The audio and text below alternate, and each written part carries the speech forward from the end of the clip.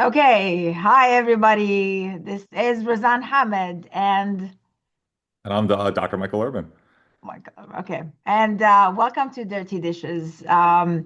We are very excited to talk to you today and launching this podcast. Again, this has been a project in the making for a year now. Yeah, I know. We've been talking about it for a while. And so, yeah, we want to formally welcome you to this podcast. We will be posting this on multiple platforms. But for now, again, as we said, we're using social media to make it accessible for everyone to take a look at it and interact and engage with us on this podcast. So let's tell you a little bit about this. So again, so we hope we want you guys to engage. You're reaching out to us directly with questions or comments or feedback. And dirty dishes, again, if you think about, I'm not sure how many people like to wake up in the morning or go to bed or come home to a sink full of dirty dishes.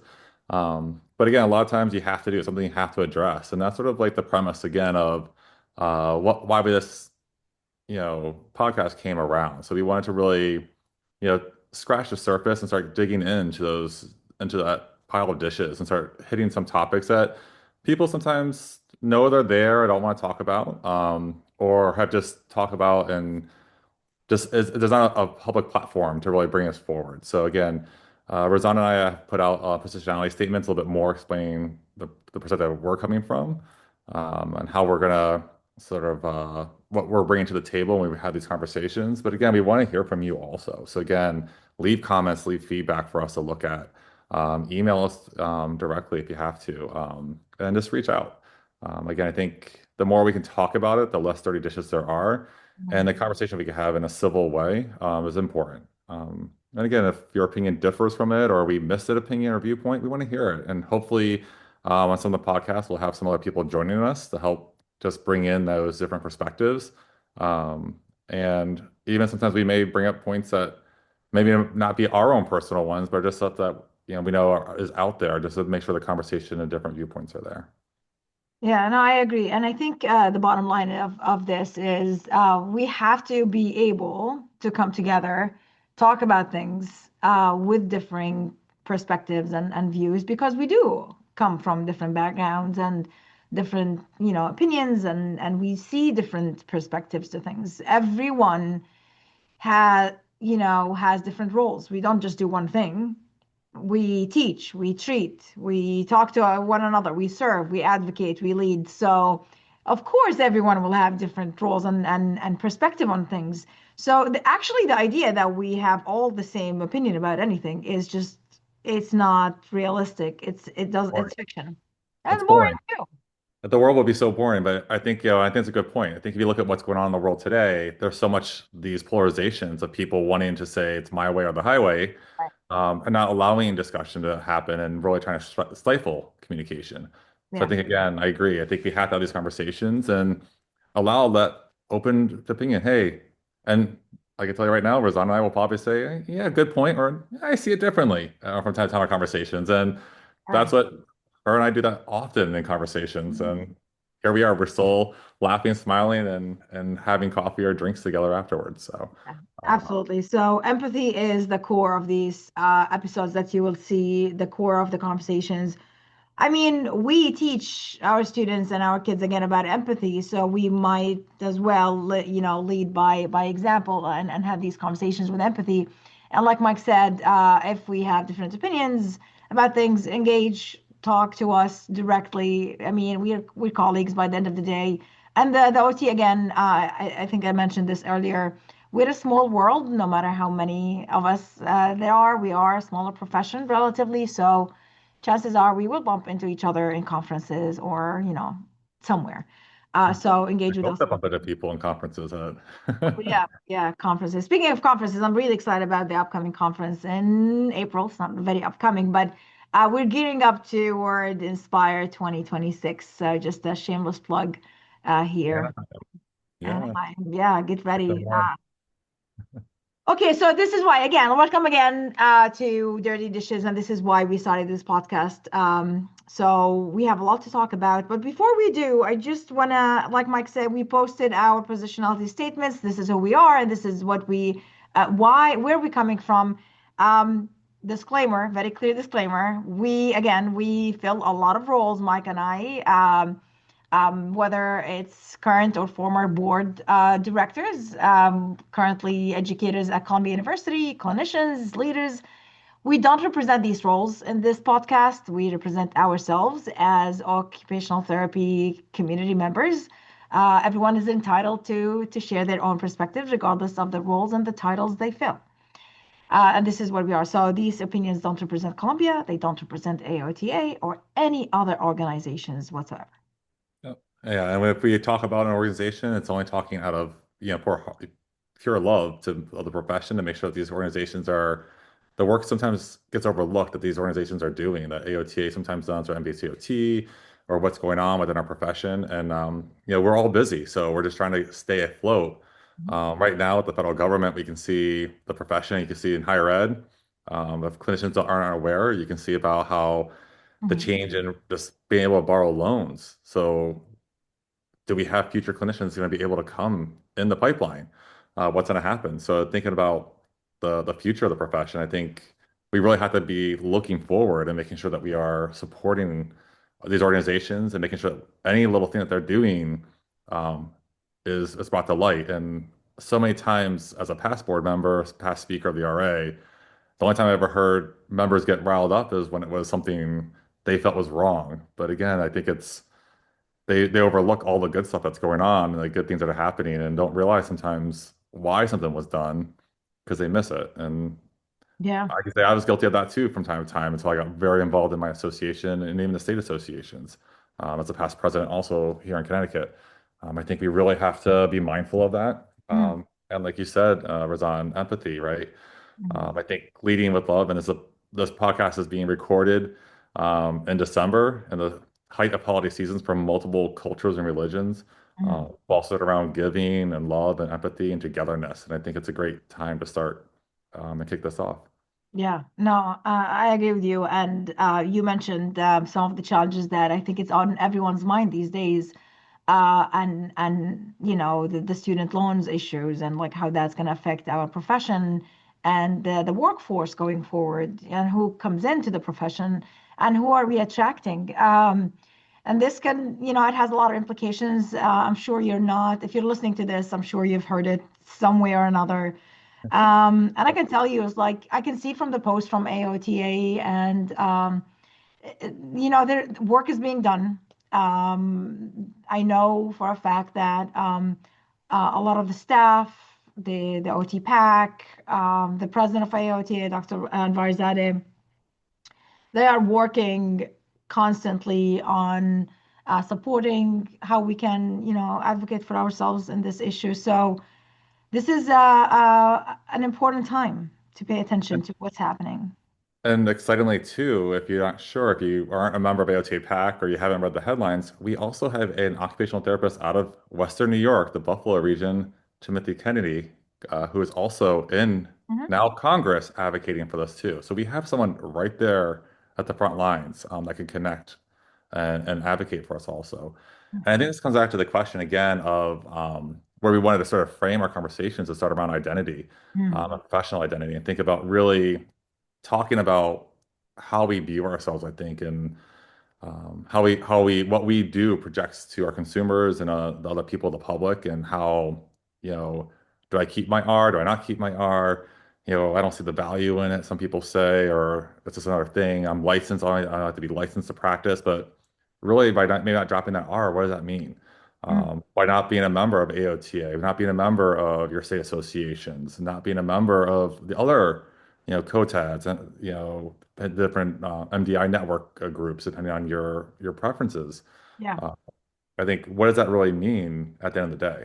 yeah. I think that's where we want to start framing what's going on in our country and what's going on in our profession and sort of look at that professional identity. And Hmm. we'll have more talks about different aspects of our identity, I think, going forward. But Yeah, correct me yeah. if I'm wrong. I think the first dirty dish we want to tackle is this one topic here. So. Right. No, no, for sure. I mean, we will talk more about identity because identity is a complex term that, you can look at it in different lights. There's personal identity, professional identity, work identity, etc. But I do want to say one thing. It is very important that when we talk about membership, there's a difference between commercial membership and professional membership. In a commercial membership, like, we usually think of like it's a transactional membership. Like I pay these dues and you give me this service instead, you give me something in return. And while to some extent it may be true for professional membership, like, your OT state association membership or AOTA or, being part with NBCOT with maintaining your R status. One thing about the professional membership that it's a non-transactional membership. Although you could get like, continuing education, you could get access to free resources, and that's part of the transaction, but it's more important that it does amplify our professional identity as a profession so we don't get into situations where we recognize as non-professional. So what I'm saying is we have to start owning our part when it comes to our professional identity. And what can you contribute to the professional identity? I can't, a professional identity is just not one person or organization. It's the collective of a group of people coming together and representing a profession. One way of you being a member with your state association or with AOTA. And if you're not part of it, then you're not identifying with that profession in a way or another. Because again, AOTA is not a commercial membership; it's a professional identity. It's a professional organization that protects that identity. So I agree with you. The idea of identity, it's a big responsibility, and we need to pay attention to how we're, helping or not helping in maintaining that professional identity at the national level.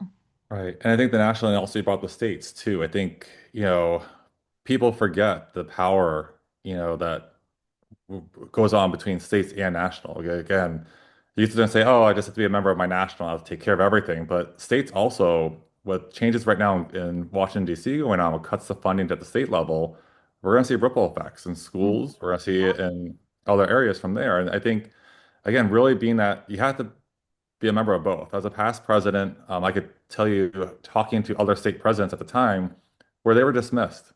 Mm. Their state legislators, they went to give testimony before something to advocate for OT to be included or not to be cut from something. And I can remember the one state president from Michigan telling me she was told to, I'm sorry, you represent less than 10% of the OTs in your state. So that means the other 90% don't care, Yeah.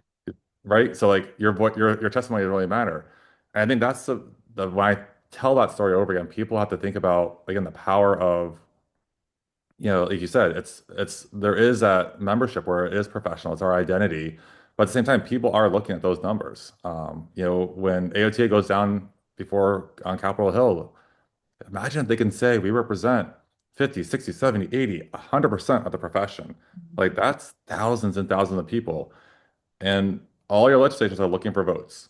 Yeah. So again, they're looking for the voting. If we talk to lobbyists, that's what they're looking for. They want to hear their votes. They want to hear their constituents talking to them. But in the day, I hate to say they're looking for votes too, right? They want to make sure they're going to get reelected and keeping people happy. And these associations and the AOTA PAC supports both parties. They're not an AOTA does a great job of being, nonpartisan. A lot of our state associations from I know are nonpartisan also. Our profession tries to keep that neutral line Yeah. because again, we're about helping people. We're here for the greater good of people, keeping people engaged in occupations. And I think we have to really think about how much I hear people say I can't afford it. Mm. Repurpose get cut.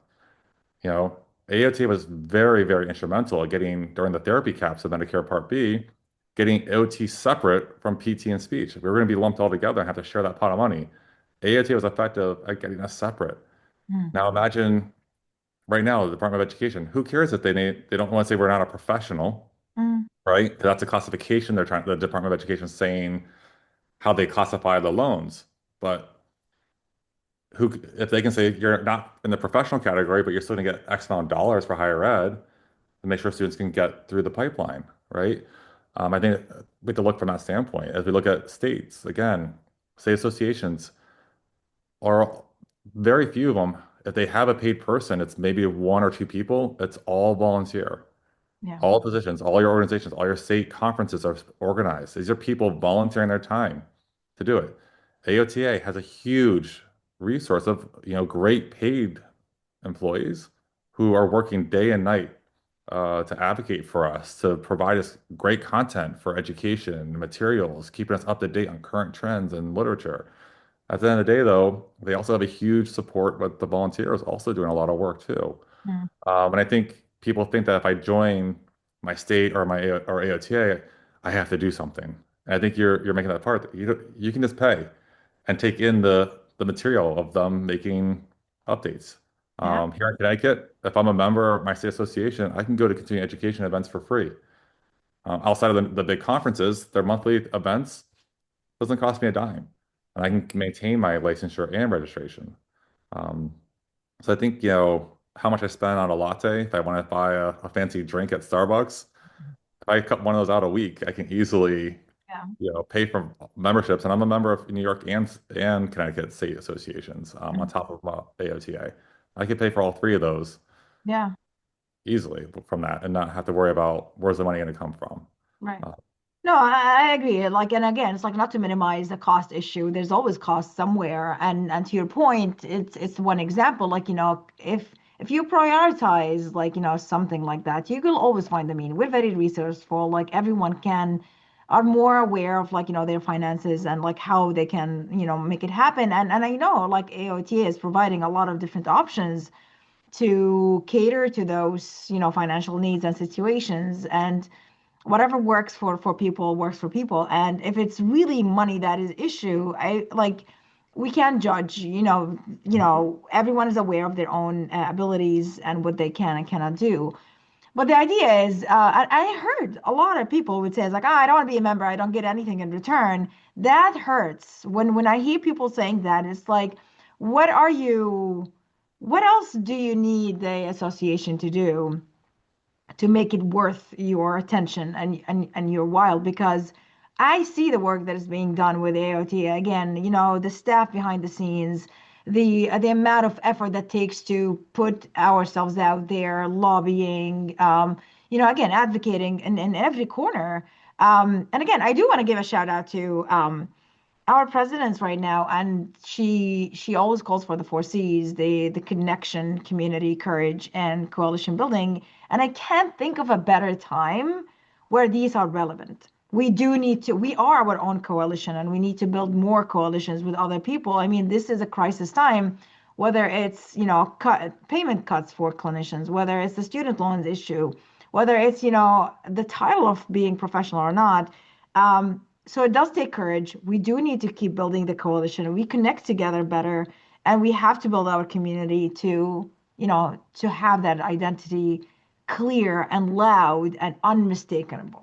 And I think we're in the society of like this, like, just give me, right? Like Mm. instant gratification type thing. And I think, as I'm looking like, you look at the prices of like membership. I mean, you can join AOTA's, plus, membership, the middle tier, and get access to continuing education for free. Mm. And it's less than $22 a month.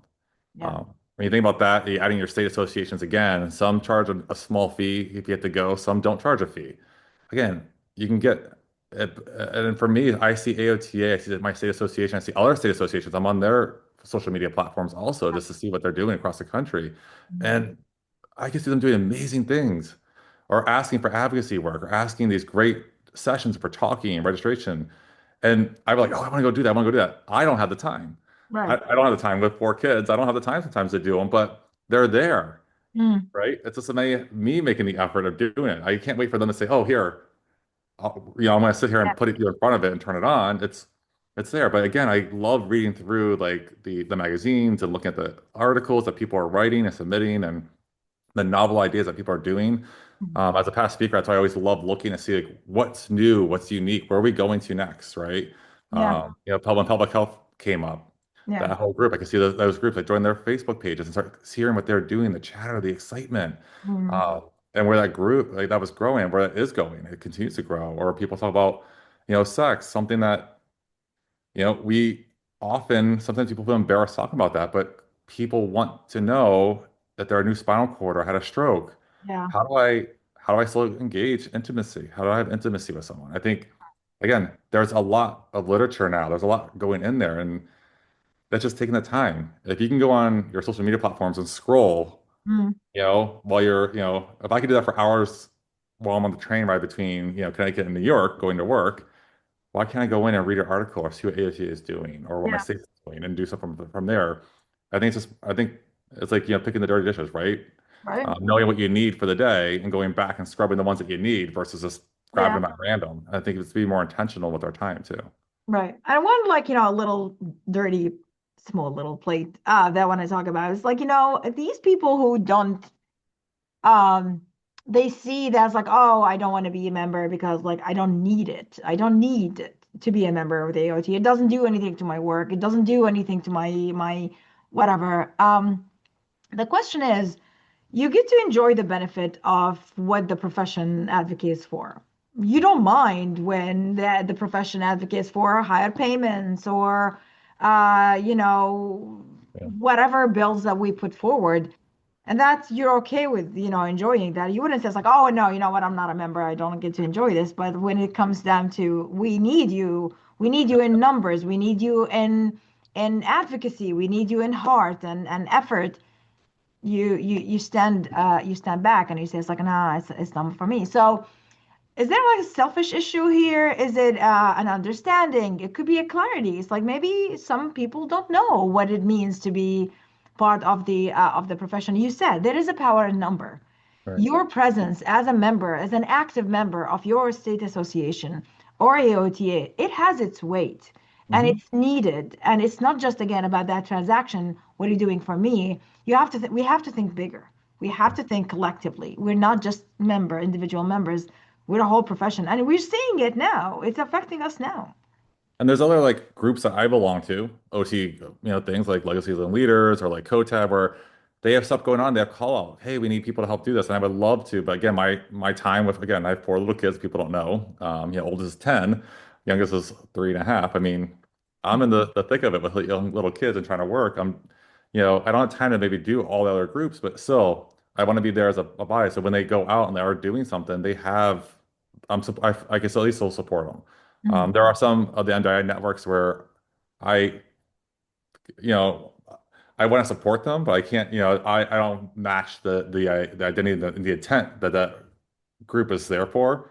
But they have scholarships, Yeah, and can I give some money to the scholarship every year so they can then help fund an OT student and promote student to help someone through to maybe cover a textbook or something like that. mhm.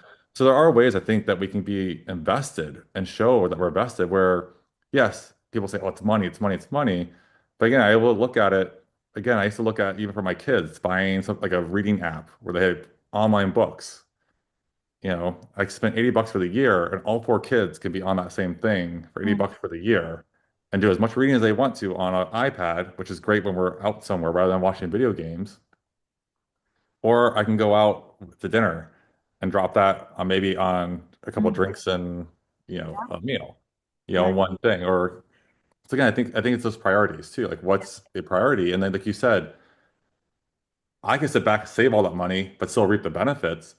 But how much are we missing right. by not having those people at the table with us and Yeah, being a member of our state and our national organizations and the other yeah, organizations to be a voice to say, hey, because again, right. when AOTA does a reach out or the state does a reach out, Mhm. they can reach out to all these other networks and other Yeah, groups. There's so many, I don't want to just pick out one. I feel like I'm favoring one.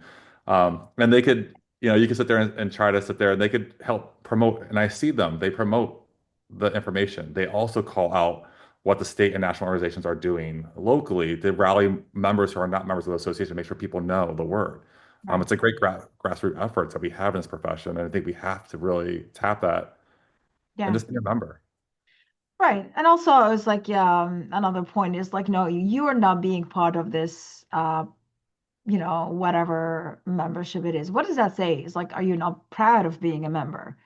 Are you not, do you not identify with the profession? So, I mean, like, there's a lot of questions that doesn't look good for any one of us coming from the outside, like, looking from the outside in. It's like, why aren't you a member with your profession? And a lot of people may say, I don't agree with certain things that the organization is doing. That's fair. That Yeah. is fair. But the idea is the retreating out of, the ground and saying, it's like, I don't want anything to do with this. That's not the answer either. That is Well, that's a lazy, approach to it. It's like, no, I but just want to be nothing yeah, to do with if it. you don't agree, I'm sorry to cut you off. If you don't agree, how are you going to sit there and be a change then? Right. Yeah. If you leave, Right. then that be whatever you don't like will be, especially if there's tons of people that say we don't like it and we all leave, Yeah. then Yeah. you basically let whatever it is continue on versus being in there and becoming involved Yeah. and I maybe know. saying, hey, and have a civil, I think civilly too, because you just come in yelling and screaming, right? Rosanna, I don't like the rainbow on your shirt and start attacking you on it. I can sit there and do that, but where does that go, right? But again, I think if we can try to Yeah. work together, that's how you make change and make us better. And I think both sides have to be listening to all perspectives and viewpoints. Again, someone watching this may disagree with what we're saying right now. Right. Hopefully they'll reach out to us and talk and we can have a conversation or Yeah. go from there. And maybe we overlooked something or maybe they misinterpreted something because again, you bring your own lens to the conversation. So you may not hear Yeah. what you hear. Honestly, you don't hear, but what I'm trying to say, you hear what you want to hear almost through your lens. Right. And like, it's like we can all watch the same TV show or the same thing or read the same statement and interpret our own different way. And I think that's what happens so often where people get maybe jaded and leave. Right. And I read a very nice quote today on LinkedIn, and I can't remember who said it, but it said, silence is safe, but it makes you invisible. Hmm. And this makes perfect sense for those who's like, I don't like the organization. I get nothing out of it. I don't see the point. All that, that's you being like silent from, speaking up, against something, but you're invisible. Like, by the Yeah. end of the day, you're just a name registered somewhere, if you're registered. Yeah.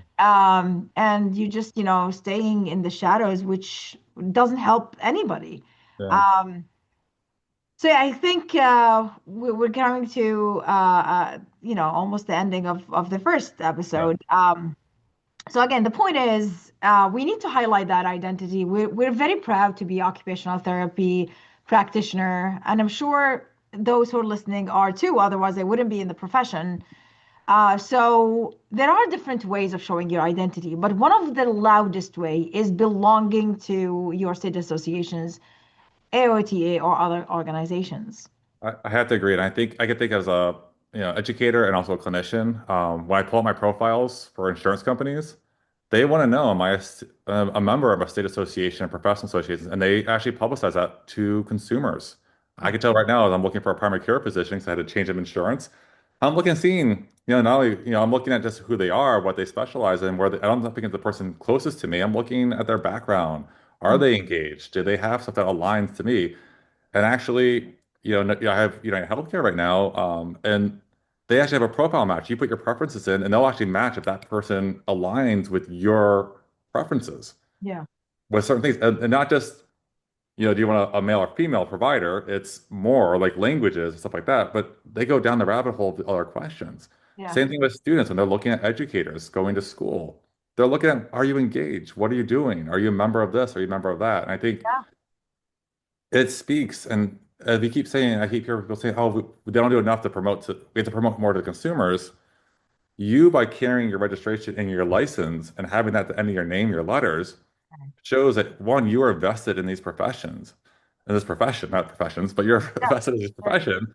Whether you're an occupational therapy assistant or an occupational therapist, yeah, you're vested. And as a student, a lot of these things also have. You could join as a student. Like our students that they come to Columbia, or they are out in California, but they live in a different part of the country and they're going across country. yeah, They should be a member of the state that they're in school at and back home. yeah, And those student membership fees are minimal. And that starts building your network and communicating and talking. And you start knowing what's going on across the country. That's how we help sometimes alert the national organization to what's going on locally. It's a two-way street. right. No, I agree. And so, like, we'd be remiss if we don't thank those who are members, Yeah. and encourage you to continue being a member, invite someone to be a member, because again, it's not the transaction of it, it's the statement you make of being a member with your state association, with the AOTA, because we need you. There is power in numbers to present your profession in a way or another. And those who are not members, we invite you join the crowd because we need you too. And if you have views that you don't agree, we'll speak up and let's make something out of them. But staying in the shadows is not a statement, it's the lack of it. And if you know someone who is not a member and you like to buy them a gift, why not give them a gift? Oh, Right. If you're gonna buy something, why not do something? Give them something towards it, or maybe say, hey, this is towards it, or something like that, or a gift card towards getting the membership at a state or at the, national thing, rather than buying them a, sweater that may sit in the closet or something like that, or something else. Oh yeah, absolutely. The season of gift giving, why not give a gift of membership? Because it not only helps you, but it helps so many other people. Right.